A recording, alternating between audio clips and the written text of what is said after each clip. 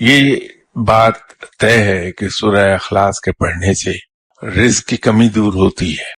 انسان کو روزمرہ کی زندگی میں جو دشواریاں پیش آتی ہیں اس میں آسانیاں حاصل ہونے لگتی ہیں انسان کو، اور جو شخص اس کا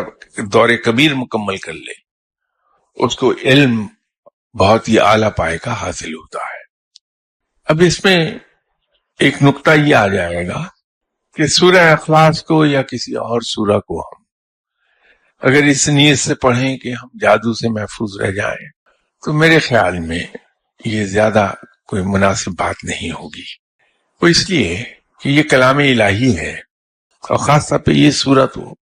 سورہ توحید بھی کہلاتی ہے۔ یہ ہمیں تعلیم دے رہی ہے کہ رب ایک ہے،